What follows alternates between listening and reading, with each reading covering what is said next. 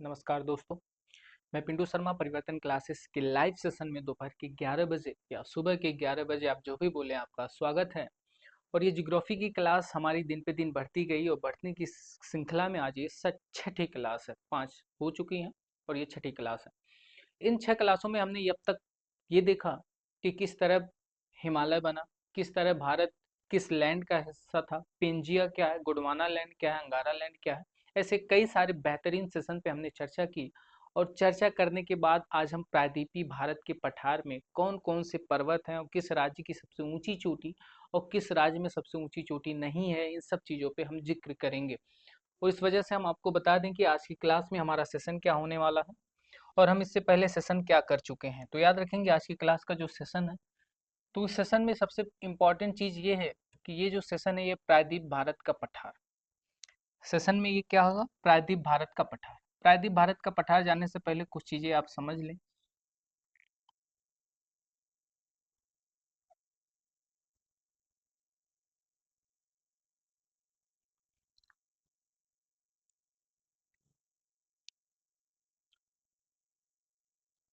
जैसे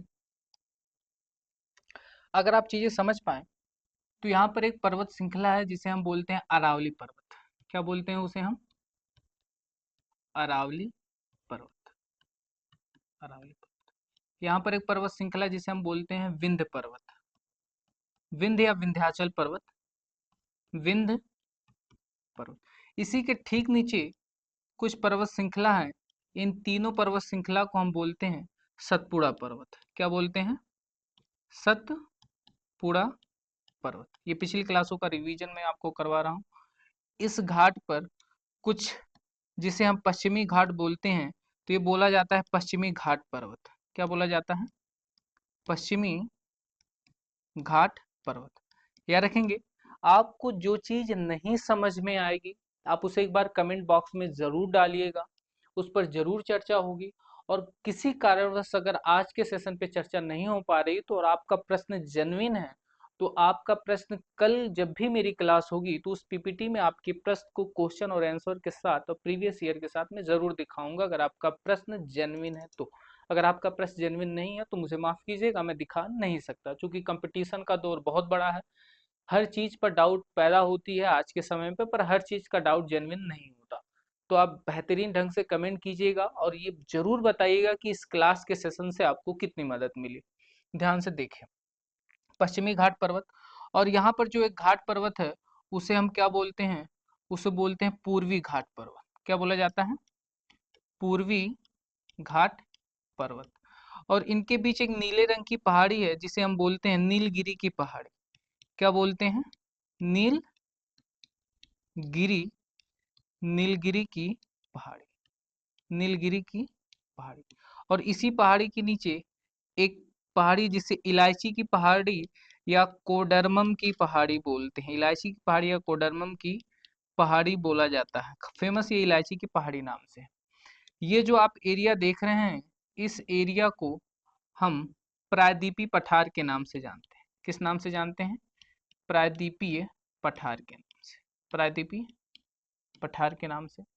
यहाँ पर एक क्षेत्र है जिसे आप बहुत फेमस है जानते होंगे, और उस क्षेत्र को हम जानते हैं छोटा नागपुर के नाम से। छोटा नागपुर के पठार के नाम से। छोटा नागपुर का पठार। छोटा नागपुर का पठार।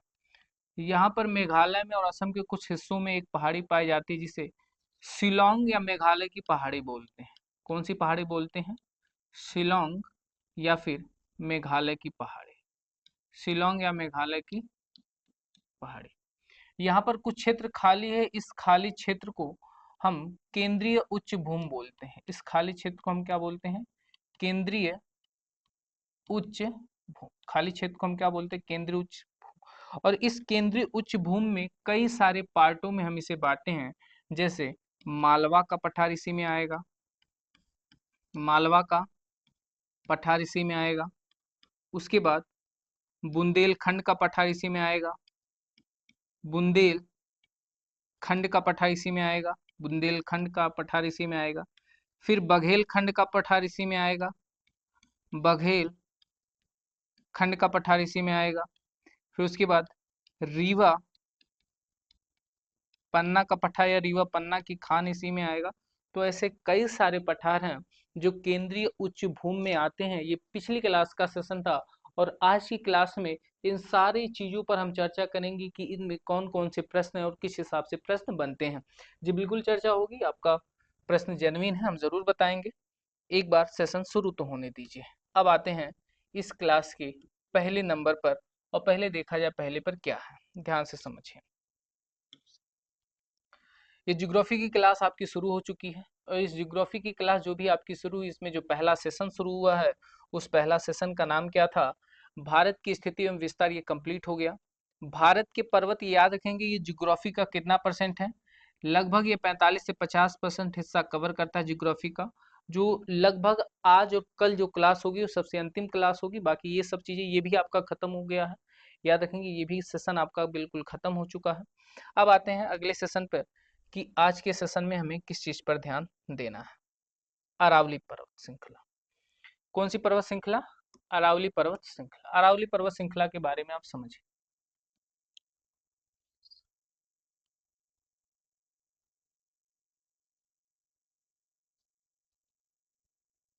अरावली पर्वत श्रृंखला की लोकेशन ये है, अरावली पर्वत। कौन सा पर्वत श्रृंखला है? तो आप ध्यान देंगे, अरावली पर्वत।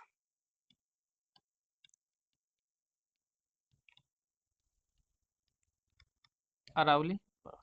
अब अरावली पर्वत के बारे में कुछ चीजें ध्यान से समझिए। इस अरावली पर्वत का विस्तार कहाँ से कहाँ तक है?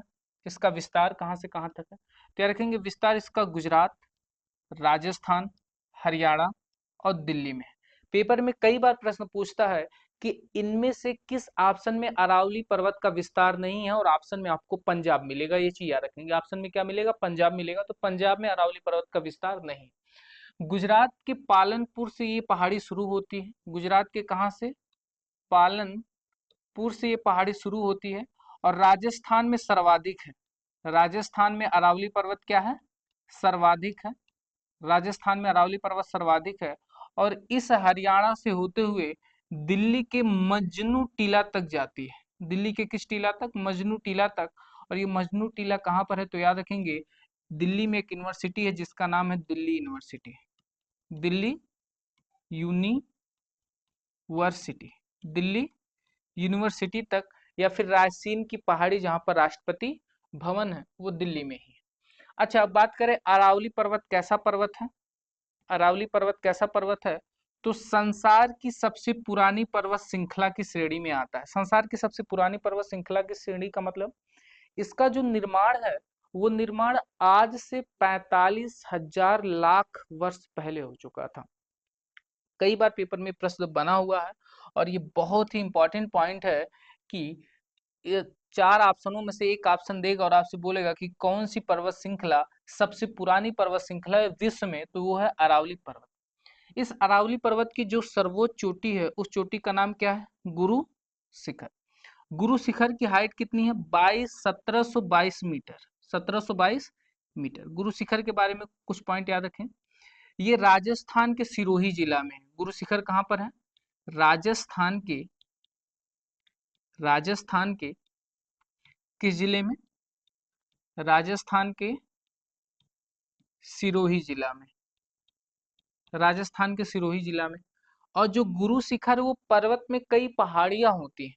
पर्वत उन्हें बोलते हैं जो समतल जमीन से 1000 मीटर से ज्यादा ऊंचे हैं, उन्हें पर्वत बोलेंगे। और जो समतल जमीन से 1000 मीटर से कम उनकी ऊंचाई, उन्हें पहाड़ी बोलते हैं। तो इस पर्वत में कई पहाड़ियां हैं। तो एक पहाड़ी है माउंट आबू पहाड़ी। कौन सी पहाड़ी है? माउंट आबू पहाड़ी। माउंट आबू पहाड़ी। क्या इतनी चीज समझ पाए? ध्यान से समझिए, स्पीड बिल्कुल मैं शुरू कर दूंगा। गुरु शिखर जो चोटी है वो किस पहाड़ी पर? माउंट आबू पहाड़ी पर है। माउंट आबू पहाड़ी पर स्थित है। माउंट आबू पहाड़ी पर स्थित है। माउंट आबू पहाड़ी पर स्थित है। और ये जो माउंट आबू पहाड़ी है, इस माउंट आबू पहाड़ी पर जैन धर्म का एक मंदिर है, दिलवाड़ा जैन मंदिर है। दिलवाड़ा दिलवाड़ा जैन मंदिर स्थित है। दिलवाड़ा जैन मंदिर स्थित है किस पहाड़ी पर? माउंट आबू की पहाड़ी पर। उसके बाद आगे आया जाए, इसी जो पहाड़ी है, ये अरावली पर्वत है, अगर ये उत्तर दिशा है इस पहाड़ी का, ध्यान से समझिएगा, अगर इस पहाड़ी का ये जो दिशा है ये उत्तर दिशा है,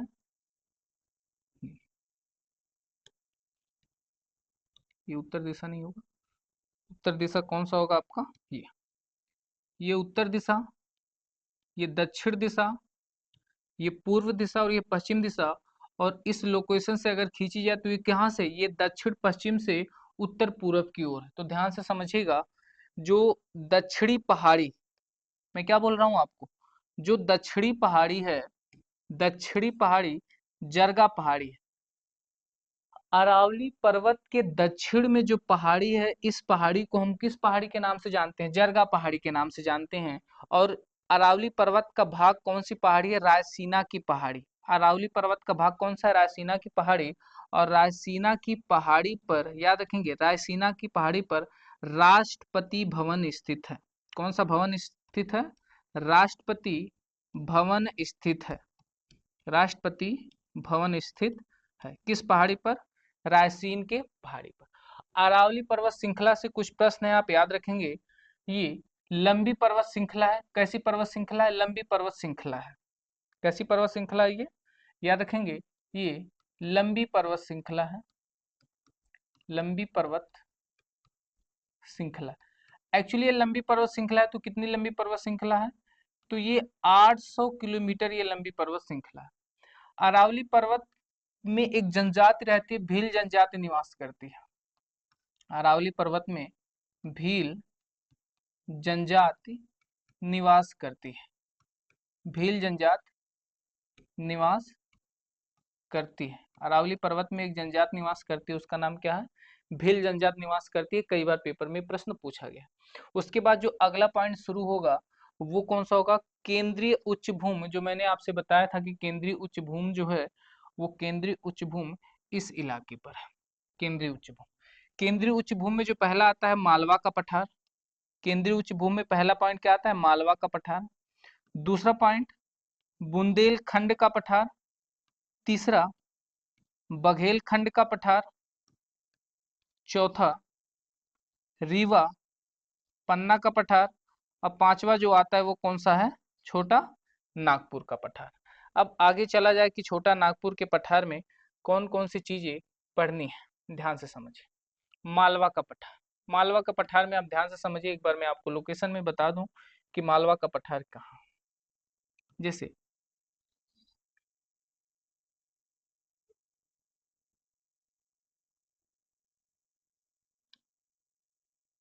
अब मालवा के पठार के बारे में बात किया जाए तो ये आपका क्षेत्र हो गया केंद्रीय उच्च भूमि। और इस केंद्रीय उच्च भूमि में ये जो क्षेत्र होगा, ये इस क्षेत्र को हम बोलेंगे मालवा का पठार। इस क्षेत्र को हम क्या बोलेंगे, मालवा, मालवा का पठार। उसके बाद इस क्षेत्र के बाद जो ये वाला क्षेत्र होगा, इस क्षेत्र को हम बोलेंगे रीवा पन्ना, जो मध्य प्रदेश में पड़ता है, रीवा पन्ना, रीवा पन्ना। फिर उसी क्षेत्र के बाद एक क्षेत्र आपको यहाँ पर दिखेगा, इस क्षेत्र को हम बोलेंगे छोटा नागपुर का पठार। इस क्षेत्र को हम क्या बोलेंगे, छोटा नागपुर का पठार, छोटा नागपुर का पठार, छोटा नागपुर का पठार। उसके बाद इसी छोटा नागपुर के पठार पर यहाँ पर जो एक श्रृंखला आपको मिलेगी इस तरह की, इस श्रृंखला को हम क्या बोलेंगे, बुंदेलखंड का पठार, बुंदेलखंड का पठार, बुंदेलखंड, बुंदेलखंड का पठार, बुंदेलखंड का। उसके बाद ये जो खाली स्थान है, इस खाली स्थान को हम बोलते हैं बघेलखंड का पठार, बघेलखंड का पठार, बघेलखंड का पठार। कितना आप समझ गए। अब मालवे के पठार में हमें क्या क्या पढ़ना है ये आप ध्यान से समझिए। मालवे का पठार में हमें क्या क्या पढ़ना है, तो मालवे के पठार में ध्यान से समझिएगा, इसका जो विस्तार है गुजरात, राजस्थान, मध्य प्रदेश, तीन राज्यों में। इसका विस्तार कितने राज्यों में, तीन राज्यों में, गुजरात, राजस्थान और मध्य प्रदेश। और बात करें इसका जो टोटल क्षेत्रफल, वो क्षेत्रफल कितना है, 2600 वर्ग किलोमीटर में टोटल फैला हुआ है। मालवे का पठार का जो निर्माण हुआ है, ये ज्वालामुखी की लावा से तथा बेसाल्ट चट्टान से हुआ है। मालवे का पठार का निर्माण किससे हुआ है, ज्वालामुखी के लावे से तथा बेसाल्ट चट्टान से हुआ है। और इसकी जो मिट्टी है वो कैसी मिट्टी है, काली मिट्टी है। मिट्टी कैसी है, काली है। तो एक पॉइंट नोट कीजिएगा, काली मिट्टी से कई बार प्रश्न एग्जाम में पूछ लेता है। काली मिट्टी से कई बार प्रश्न एग्जाम में क्या करता है, पूछ लेता है। काली मिट्टी से प्रश्न एग्जाम में कई बार पूछ लेता है, काली मिट्टी। तो आपसे पूछ ले कि काली मिट्टी का अन्य नाम क्या, तो इसे रेगूर मिट्टी के नाम से भी जानते हैं, जो उत्तर प्रदेश में नाम बहुत फेमस है। इसे रेगूर मिट्टी भी कहते हैं, रेगूर मिट्टी भी कहते हैं, रेगूर मिट्टी भी कहते हैं। काली मिट्टी कपास के लिए प्रसिद्ध है, कपास के लिए प्रसिद्ध है। काली मिट्टी किस चीज के लिए प्रसिद्ध है, कपास की खेती के लिए प्रसिद्ध है। मालवा का पठार किन पहाड़ियों के बीच में है, तो याद रखेंगे अरावली पर्वत और विंध्य पर्वत के बीच में स्थित है। मालवा का पठार जो है, मैंने आपसे बताया था, यहाँ पर अरावली पर्वत है, यहाँ पर विंध्य पर्वत है और यहाँ पर सतपुड़ा पर्वत है। तो किस पहाड़ पहाड़ पर्वत के बीच में है, अरावली एवं विंध्य पर्वत के बीच में है। यहाँ से कुछ नदियां निकलती हैं, चंबल, बेतवा, सिंध, पार्वती, केन नदियां यहाँ से निकलती हैं। मालवा के पठार से कुछ नदियां निकलती हैं। नदियां कौन कौन सी हैं, चंबल, बेतवा, काली, सिंध, पार्वती और राक की नदियां निकलती हैं। ढलान क्या है, उत्तर पूर्व की ओर इसका ढलान। मैंने आपसे बताया था जो मालवा का पठार है, इस मालवा का पठार ये आपका उत्तर है और ये आपका पूर्व है। तो ढलान किस तरफ है, उस तरफ, उत्तर पूर्व की ओर इस पठार का ढलान किस तरह, यानी ये पठार कुछ इस तरह। जैसे मैं आपको बताऊं, ये यहाँ का अगर डिस्प्ले बोर्ड है, तो अगर ये पहाड़ इस तरह है तो इसका ढलान कुछ इस तरह है, इस तरह। और इस तरह में भी किस इस तरह है, यानी ये जो उस तरफ उत्तर पूर्व, उत्तर पूर्व पूर्व के बीच में, यानी इस दिशा की ओर इसका इस तरह का ढलान। तो इस चीज को आप समझेंगे, इसका ढलान किस तरफ है मालवा के पठार का, तो उत्तर पूर्व की ओर है। याद रखेंगे, बहुत इंपॉर्टेंट फैक्ट है, पेपर में पूछा गया है कि मालवा का पठार, चीनी यात्री फायान ने मालवा की जलवायु को विश्व की सर्वश्रेष्ठ जलवायु कहा। जो मालवा के आसपास की जलवायु क्षेत्र है, इस क्षेत्र को एक यात्री आया था, चीनी यात्री भेनसांग नहीं फायान, भेनसांग नहीं फायान, चीनी यात्री फायान ने मालवा की जलवायु को विश्व की सर्वश्रेष्ठ जलवायु की उपाधि दिया है। अगर आप समझ पाए तो उसके बाद आगे देखा जाए। छोटा नागपुर का पठार, अगला पॉइंट कौन सा शुरू हो रहा है, छोटा नागपुर का पठार। छोटा नागपुर के पठार का के बारे में देखा जाए, इसका विस्तार कहां तक है, छोटा नागपुर के पठार का विस्तार, तो इसका जो विस्तार है छत्तीसगढ़, झारखंड, उड़ीसा और पश्चिम बंगाल। लेकिन याद रखेंगे झारखंड में इसका जो विस्तार है वो सर्वाधिक है। छोटा नागपुर के पठार का विस्तार कहां पर सर्वाधिक, झारखंड में इसका विस्तार सर्वाधिक है। झारखंड के पठार में याद रखेंगे खनिज अधिक मिलता है, जिस कारण इसे भारत का रूर कहा जाता है। और ये तुलना किससे होती है, ये तुलना जर्मनी में एक प्रदेश है, उस प्रदेश का नाम है रूर प्रदेश। वहां पर कई सारे खनिज निकलते हैं, जिस वजह से भारत में छोटे नागपुर के पठार की तुलना जर्मनी के रूर प्रदेश से होती है और इसका नाम दिया गया है भारत का रूर प्रदेश या भारत का रूर कहा जाता है। आगे चला जाए, अगला क्या कह रहा है, छोटे नागपुर पठार की तुलना जर्मनी के रूर से की गई है। मैंने अभी जस्ट आपको बताया। यहाँ से कुछ नदियां निकलती हैं, जैसे एक नदी है दामोदर और स्वर्णरेखा नदी। छोटे नागपुर के पठार की दो प्रसिद्ध नदियां हैं, कौन सी नदियां, दामोदर नदी और स्वर्ण रेखा नदी। इसी छोटे नागपुर के पठार में तीन पहाड़ियां आती हैं। छोटे नागपुर के पठार में कितनी पहाड़ियां आती हैं, तीन पहाड़ियां, रांची का पठार, हजारीबाग का पठार और कोडरमा। कोडरमम नहीं, कोडरमम तो इलायची की पहाड़ी है जो तमिलनाडु में और भारत की सबसे दक्षिणी पहाड़ी है। ये कोडरमा की पहाड़ी, और ये तीनों पहाड़ियां जब मिलती हैं तब किस पहाड़ी का निर्माण होता है, छोटा नागपुर के पठार का निर्माण होता है, जब ये तीनों पहाड़ियां मिलती हैं। और इसी पठार में, किस पठार में, छोटे नागपुर के पठार में जादूगोड़ा की खान है। और जादूगोड़ा की खान कहाँ पर है, तो याद रखेंगे ये झारखंड के सिंहभूम जिले में है। ये कहाँ पर है, झारखंड के किस जिले में, सिंहभूम भूमि जिले में पेपर में कई बार पूछा गया है। जादूगोड़ा की खान कहाँ पर है? झारखंड के सिंहभूम जिले में। और ये किस लिए प्रसिद्ध है? तो याद रखेंगे ये यूरेनियम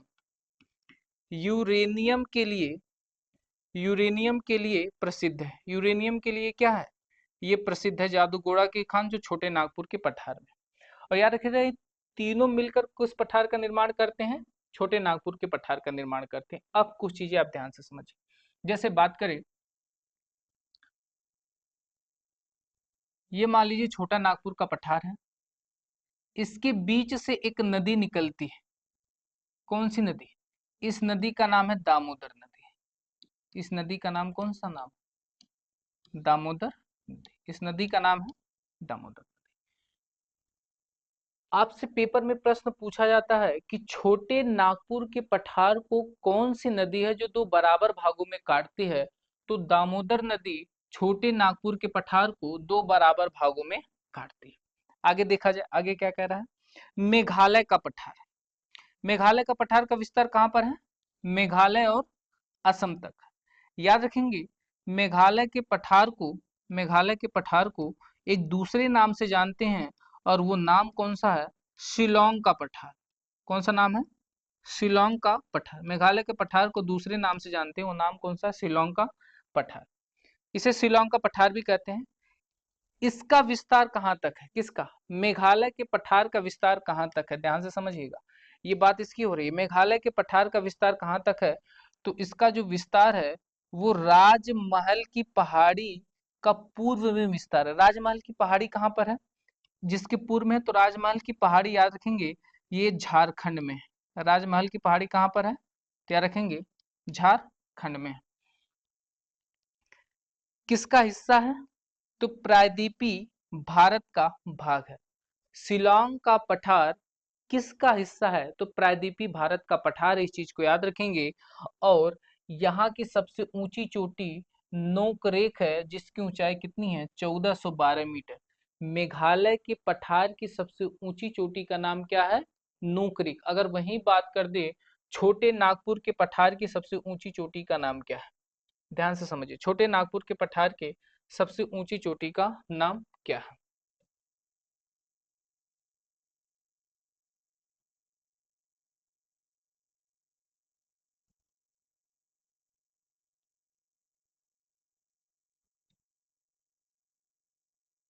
छोटे नागपुर के पठार की सबसे ऊंची चोटी का नाम क्या है?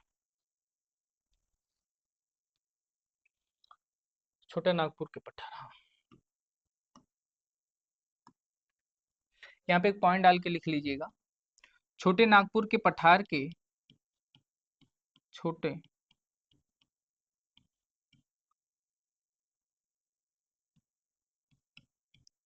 छोटा नागपुर का पठार, छोटा नागपुर का पठार सबसे ऊंची चोटी,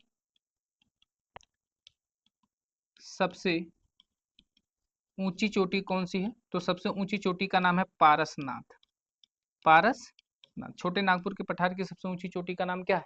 पारसनाथ। पेपर में कई बार पूछा गया है कि छोटे नागपुर के पठार की सबसे ऊंची चोटी का नाम पारसनाथ।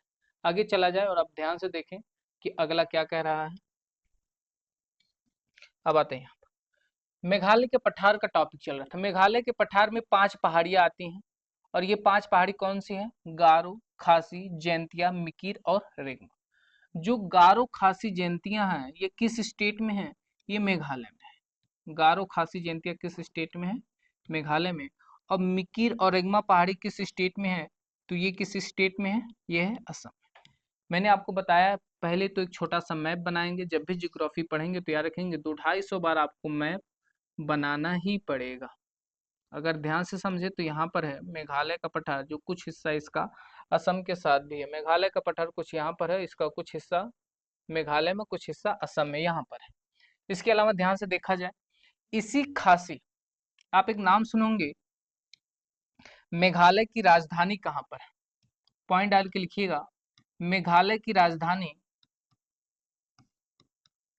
मेघालय की राजधानी कहाँ पर है? शिलोंग में।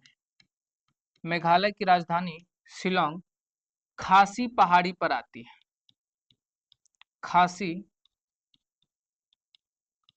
पहाड़ी पर स्थित है। खासी पहाड़ी पर स्थित है। मेघालय की राजधानी शिलोंग किस पहाड़ी पर स्थित है? खासी की पहाड़ी पर स्थित है। अब ये जो खासी की पहाड़ी है, खासी की पहाड़ी में एक स्थान है जिसका नाम है मासिन राम। मासिन राम, खासी की पहाड़ी में एक स्थान है मासिन राम स्थल है। मासिन राम क्या है? स्थल है। और पेपर में कईयों बार प्रश्न पूछा गया है कि भारत में सबसे ज्यादा वर्षा किस स्थान पर होता है? मासिन राम में होता है। भारत में सबसे ज्यादा वर्षा यहीं पर होता है। भारत में सर्वाधिक वर्षा का स्थान, भारत में सर्वाधिक वर्षा का स्थान कौन सा है? मासिनराम। यहाँ पर लगभग 1100 सेंटीमीटर के आसपास में वर्षा होती है। लेकिन वहीं पर बात करें कि भारत में सबसे कम वर्षा कहाँ पर होती है, तो भारत में सबसे कम वर्षा होती है लेह लद्दाख में होता है, जहाँ पर वर्षा 50 सेंटीमीटर से भी कम होती है। 5 नहीं, 50 सेंटीमीटर से भी कम होती है।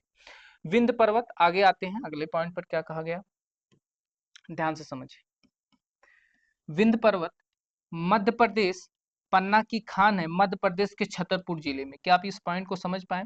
जो विंध्य पर्वत है, इस विंध्य पर्वत में एक खान है जिसे बोला जाता है पन्ना की खान। और पन्ना की खान कहाँ पड़ता है? ये मध्य प्रदेश के छतरपुर जिले में पड़ता है। विंध्य पर्वत उत्तर भारत व दक्षिण भारत को अलग करता है। विंध्य पर्वत कहाँ पे पड़ता है? इस जगह पड़ता है विंध्य पर्वत। और कई बार आप देखे होंगे इसे ही दक्षिण भारत कहा जाता है। इस नाम को क्या कहा जाता है? दक्षिण भारत के नाम से कहा जाता है। यहाँ पर विंध्य पर्वत है। विंध्य पर्वत के ठीक नीचे 3 भागों में विभाजित है सतपुड़ा पर्वत। तो विंध्य पर्वत को क्या बोला जाता है? उत्तर भारत व दक्षिण भारत को अलग करता है। अब इसके बाद जो कहानी शुरू होती है वो किसकी कहानी शुरू होती है? सतपुड़ा पर्वत की। याद रखेंगे, एक ही क्लास में प्रायद्वीप भारत का पठार पूरी तरह से खत्म हो जाएगा। आपको लगेगा कि इस प्रायद्वीप भारत के पठार में इससे ज्यादा प्रश्न नहीं बन सकता। आप प्रीवियस ईयर सॉल्व करेंगे, बड़े ही आसानी से आप उस प्रश्नों को कर पाएंगे। कमेंट अपना जारी रखिए, आप बताइए आपको प्रश्न कैसा लग रहा है। और एक चीज याद रखिएगा, जो चीज आपको डाउट हो आप अपना डाउट जेन्युइन तरीके से पूछें, आपका डाउट का जवाब जरूर दिया जाएगा। सतपुड़ा पर्वत क्या कह रहा है, ध्यान से समझिए। सतपुड़ा पर्वत सबसे पहले ये कैसा पर्वत है? तो ये ब्लॉक पर्वत है, यानी भ्रंश पर्वत है। भ्रंश पर्वत का मतलब क्या होता है कि पर्वत का कोई एक हिस्सा जिस तरफ से वो पर्वत ज्यादा लोड है वो हिस्सा घसक गया हो, यानी खिसक गया, उसे भ्रंश पर्वत के नाम से जानते हैं। इस सतपुड़ा पर्वत में 3 पहाड़ियां आती हैं, राजपीपला पहाड़ी, महादेव की पहाड़ी और मैकाल की पहाड़ी। राजपीपला पहाड़ी, महादेव की पहाड़ी और मैकाल की पहाड़ी। मैकाल की पहाड़ी जो है वो गुजरात और मध्य प्रदेश में आती है। याद रखेंगे, जो राजपीपला की पहाड़ी गुजरात और मध्य प्रदेश में, महादेव की पहाड़ी मध्य प्रदेश में, मैकाल की पहाड़ी गुजरात और मध्य प्रदेश में आती है। महादेव की पहाड़ी में एक चोटी है, ध्यान से, ये ऊपर वाला मैं मिटा दे रहा हूं, ध्यान से समझिए। महादेव 3 पहाड़ी आती हैं, एक पहाड़ी राजपीपला है, एक पहाड़ी कौन से है? महादेव पहाड़ी। ध्यान से समझ, कौन सी पहाड़ी? महादेव। और महादेव पहाड़ी की सर्वोच्च चोटी कौन सी है? महादेव पहाड़ी की सर्वोच्च चोटी, तो महादेव पहाड़ी की सर्वोच्च चोटी का नाम है धूपगढ़। क्या नाम है? धूपगढ़। और ये कितना ऊंचा है? तो याद रखेंगे ये 1350 मीटर ऊंचा। याद रखिए, सर्वोच्च चोटी किसकी? सतपुड़ा पर्वत की सर्वोच्च चोटी धूपगढ़ है जो 1350 मीटर, ये मध्य प्रदेश की भी सबसे ऊंची चोटी है। जो महादेव की पहाड़ी है मध्य प्रदेश में स्थित है, और मध्य प्रदेश में स्थित होने के कारण जो इसकी सर्वोच्च चोटी है धूपगढ़। तो याद रखेंगे, जो धूपगढ़ से 2 प्रश्न बनता है। एक प्रश्न क्या बनता है कि सतपुड़ा पर्वत की सबसे ऊंची चोटी धूपगढ़, मध्य प्रदेश की सबसे ऊंची चोटी वो भी धूपगढ़। और आते हैं मैकाल की पहाड़ी पर। मैकाल की पहाड़ी पर, मैकाल की पहाड़ी पर, मैकाल की पहाड़ी पर। और मैकाल की पहाड़ी की सर्वोच्च चोटी का नाम क्या है? सर्वोच्च चोटी का नाम, मैकाल की पहाड़ी की सर्वोच्च चोटी का नाम क्या है? अमरकंटक। ये क्या है? अमरकंटक। और इस अमरकंटक से याद रखेंगे नर्मदा और ताप्ती नदियां निकलती हैं। इस अमरकंटक चोटी से कौन सी नदियां निकलती हैं? नर्मदा और ताप्ती नदियां निकलती हैं। अमरकंटक से याद रखेंगे नर्मदा, नर्मदा और ताप्ती नदियां निकलती हैं। नर्मदा और ताप्ती नदियां निकलती हैं, याद रखेंगे। आगे चला जाए, अगला प्रश्न क्या कह रहा है, ध्यान से समझिए। पश्चिमी घाट पर्वत, अगला क्या आ गया, पश्चिमी घाट पर्वत, ध्यान से समझिए। अगला क्या है, पश्चिमी घाट पर्वत, ध्यान से समझिए। पश्चिमी घाट पर्वत, ये आपके पास आ गया पश्चिमी घाट का फिगर।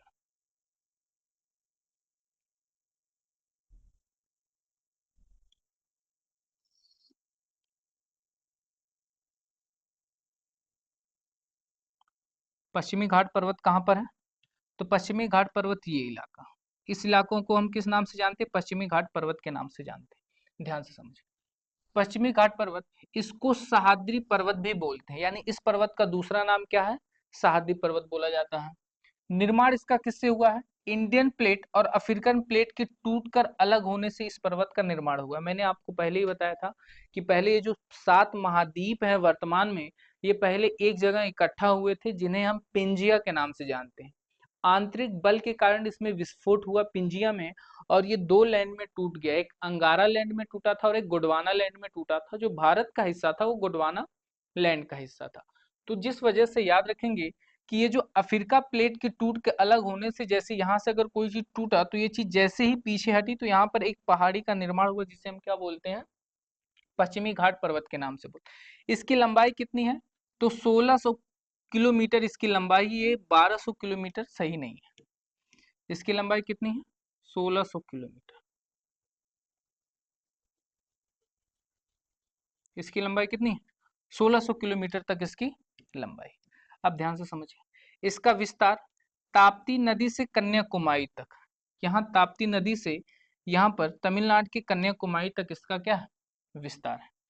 हिमालय के बाद भारत की सबसे लंबी पर्वतमाला है, यानी भारत में सबसे लंबी पर्वतमाला कौन सी, हिमालय। और हिमालय के बाद सबसे लंबी पर्वतमाला किसकी है, पश्चिमी घाट पर्वत की। पश्चिमी घाट पर्वत ना होकर एक भ्रंश कगार पर, भ्रंश कगार का मतलब ये खिसक रहा है, धीरे धीरे खिसकने के कगार पे। और इसी पश्चिमी घाट पर्वत में 3 चोटियां हैं, एक महाबलेश्वर चोटी, एक ब्रह्मगिरी चोटी, एक अन्नामलाई की पहाड़ी। याद रखेंगे, महाबलेश्वर चोटी से कृष्णा नदी निकलती है। महाबलेश्वर चोटी से कौन सी नदी निकलती है, कृष्णा नदी निकलती है। महाबलेश्वर की चोटी से कौन सी नदी निकलती है, कृष्णा नदी निकलती है। और ब्रह्मगिरी की चोटी से कौन सी नदी निकलती है, तो ब्रह्मगिरी की चोटी से एक नदी निकलती है जिसका नाम क्या है, कावेरी नदी निकलती है। कावेरी नदी निकलती है, कावेरी नदी निकलती है। और अन्नामलाई की पहाड़ी की बात करें तो अन्नामलाई पहाड़ी की सर्वोच्च चोटी जब आपसे पूछे, सर्वोच्च चोटी, अन्नामलाई पहाड़ी की जब सर्वोच्च चोटी आपसे पूछेगा तो अन्नामलाई पहाड़ी की सर्वोच्च चोटी का नाम है अनाईमुड़ी। अनाईमुड़ी, अन्नामलाई पहाड़ी की सर्वोच्च चोटी का नाम क्या है, अनाईमुड़ी। और अनाईमुड़ी कहाँ पर है, केरल में। और इसकी ऊंचाई कितनी है, 2695 मीटर, 2695 मीटर, याद रखेंगे। जो अनाईमुड़ी, ये प्रायद्वीप भारत की, दक्षिण भारत की और पश्चिमी घाट पर्वत, इन तीनों की सबसे ऊंची चोटी है, अन्नामलाई की पहाड़ी पर स्थित है, जिसे बोलते हैं अनाईमुड़ी। कभी कभी अन्नामलाई की नाम से भी फेमस है, आप जरूर याद रखेंगे। फिर उसके बाद आगे चला जाए, अगला क्या कह रहा है, कोडरमम की पहाड़ी कहाँ पर स्थित है, केरल में। कोडरमम की पहाड़ी कहाँ पर स्थित है, केरल में, ध्यान रखेंगे। कोडरमम की पहाड़ी कहाँ पर स्थित है, केरल में।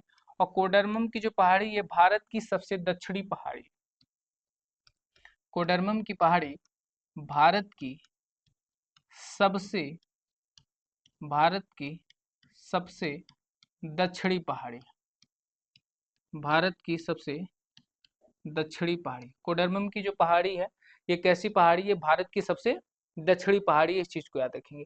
अगला क्या पॉइंट आ गया, नीलगिरी की पहाड़ी। नीलगिरी की पहाड़ी के बारे में हम कैसे समझेंगे, तो याद रखेंगे, नीलगिरी की पहाड़ी समझने के लिए सबसे पहले आप इस चीज को समझें। हमने आपसे कहा कि जो पश्चिमी घाट के इस इलाके में है, इस इलाके में हम उन्हें पश्चिमी घाट पर्वत बोलते हैं। क्या बोलते हैं, पश्चिमी घाट पर्वत बोला जाता है। और जो इस इलाके पर है, इस इलाके पर, उन्हें हम क्या बोलते हैं, पूर्वी घाट पर्वत बोलते हैं, पूर्वी घाट पर्वत के नाम से जानते हैं। और जो यहाँ पर इस इलाके पर है, इस इलाके पर, इन्हें हम नीले रंग की हल्की सी, इसे हम नीलगिरी पहाड़ी के नाम से जानते हैं। किस नाम से, नीलगिरी की पहाड़ी के नाम से जानते हैं। तो अगला जो चैप्टर पॉइंट है वो कौन सी पहाड़ी है? नीलगिरी की पहाड़ी। नीलगिरी की पहाड़ी। इसका विस्तार कहाँ तक है? तो याद रखेंगे इसका विस्तार 3 राज्य में है। कौन सा राज्य? केरल, तमिलनाडु और कर्नाटक। केरल, तमिलनाडु, कर्नाटक। याद रखेंगे नीलगिरी की पहाड़ी का विस्तार कहाँ तक है? 3 राज्यों में, केरल, कर्नाटक और तमिलनाडु। याद रखेंगे। और ये नीलगिरी की जो पहाड़ी है इसे याद रखेंगे भारत का पहला जैव मंडल आरक्षित क्षेत्र घोषित किया गया था 1985 में। भारत में किसे सबसे पहले जैव मंडल आरक्षित क्षेत्र घोषित किया गया था? तो नीलगिरी की पहाड़ी को घोषित किया गया था। इसकी सर्वोच्च चोटी का नाम क्या है? डोडा बेटा, जो कितनी है? 2637 मीटर। सर्वोच्च चोटी का नाम क्या है? डोडा बेटा। पश्चिमी घाट पर्वत की सर्वोच्च चोटी का नाम क्या है? अनाईमुड़ी। और नीलगिरी पहाड़ी की सर्वोच्च चोटी का नाम क्या है? डोडा बेटा। इसी नीलगिरी पहाड़ी में एक घाटी है जिसे हम शांत घाटी या केरल की पहाड़ी के नाम से जानते हैं। इसी में एक जनजाति रहती है जिसे कौन सा बोला जाता है? टोडा जनजाति पाई जाती है। मैंने अभी जस्ट आज के ही क्लास में आपको बताया कि भील जनजाति किस पहाड़ी या पर्वत श्रृंखला पर रहती है या किस पर्वत पर रहता है, आप इसे जरूर बताइएगा। भील जनजाति। प्रसिद्ध पर्यटन स्थल कहाँ पर है? नीलगिरी पहाड़ी की प्रसिद्ध पर्यटन स्थल ऊटी है, जिसे तमिलनाडु में हम उड़क मंडलम के नाम से जानते हैं। नीलगिरी पहाड़ी की सर्वोच्च नीलगिरी पहाड़ी की सर्वोच्च चोटी का नाम है डोडा बेटा। यहाँ पर एक जनजाति रहती है, टोडा जनजाति, और एक पर्यटन स्थल है जिसे हम किस नाम से जानते हैं? ऊटी के नाम से। आगे चला जाए, अगला क्या है? पूर्वी घाट पर्वत। पूर्वी घाट पर्वत याद रखेंगे। पूर्वी घाट पर्वत की सर्वोच्च चोटी की बात करेगा तो जो सर्वोच्च चोटी है वो है जिंदागढ़ा चोटी। इसकी ऊंचाई कितनी है? 1690 मीटर, जो कहाँ पर है? आंध्र प्रदेश में। और दूसरी जो सर्वोच्च चोटी है वो कौन सी है? महेंद्रगिरी। इसकी ऊंचाई कितनी है? 1501 मीटर। ये है उड़ीसा में। आप कहेंगे सर आपने दूसरा पहला नाम क्यों किया? याद रखेंगे ऑप्शन में सबसे ज्यादा आपको महेंद्रगिरी ही नजर आती है, लेकिन बाई चांस अगर महेंद्रगिरी नजर ना आए तो याद रखेंगे पहला जिंदागढ़ा चोटी या झुंगागढ़ा के नाम से ये प्रसिद्ध है। दक्षिण या पूर्वी घाट की सबसे ऊंची चोटी है। तो प्रश्न आपसे क्या बनेगा कि पूर्वी घाट की सबसे ऊंची चोटी का नाम क्या है? तो याद रखेंगे जिंदागढ़ा। अगर जिंदागढ़ा आपको ऑप्शन में नहीं मिलेगा तब आप महेंद्रगिरी मारेंगे जिसकी ऊंचाई 1501 मीटर है, और जिंदागढ़ा की जो ऊंचाई है वो कितनी है? वो है 1690 मीटर। आगे चला जाए। और जो पूर्वी घाट है ये लगातार ना होकर जगह जगह पर कैसा है? कटा छटा है। लगातार ना होकर जगह जगह पर कैसा है ये? आप ध्यान देंगे, लगातार ना होकर जगह जगह पर कटा छटा का मतलब ये कहीं पर टूट गया है, कहीं पर थोड़ा सा हिस्सा इसका नजर आ रहा है। पूर्वी घाट के समांतर कुछ नदियां जैसे महानदी, गोदावरी, कृष्णा और कावेरी नदी आदि पूर्वी घाट पर्वत के आसपास से निकलती हैं, आसपास में बहती हैं। याद रखेंगे। इसके अलावा थोड़ा सा ध्यान देंगे कि जो ये आपका प्रायद्वीपीय भारत का पठार है, प्रायद्वीपीय भारत का पठार, तो प्रायद्वीपीय भारत का पठार इस क्लास में हुआ, याद रखेंगे, खत्म हुआ। और आपका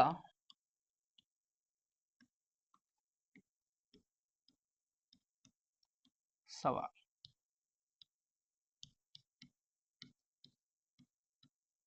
क्या? आपका सवाल क्या है जरूर बताइएगा।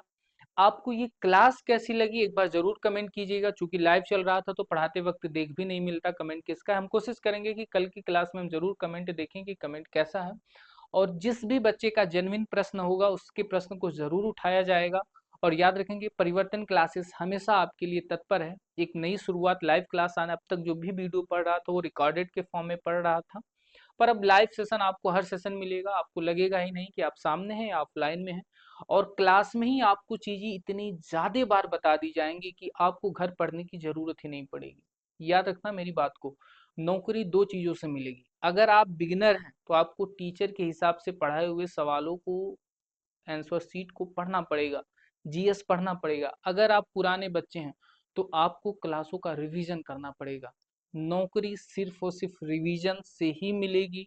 अगर आप रिवीजन नहीं कर रहे हैं तो आप नौकरी से बड़े दूर हैं। अगर आप नए बच्चे हैं तो नए बच्चे की पहली प्रायोरिटी होती है कि सब्जेक्ट वाइज वो अपने सिलेबस को कंप्लीट करे, जो कि परिवर्तन क्लासेस ज्योग्राफी की फ्री क्लास आपके लिए चलवा रहा है। तो आप चैनल पर नए हैं तो चैनल को सब्सक्राइब कीजिएगा और बेल आइकन ऑन जरूर कीजिएगा ताकि क्लास का नोटिफिकेशन आपके पास पहुंच सके। मिलते हैं नेक्स्ट वीडियो में, तब तक के लिए धन्यवाद।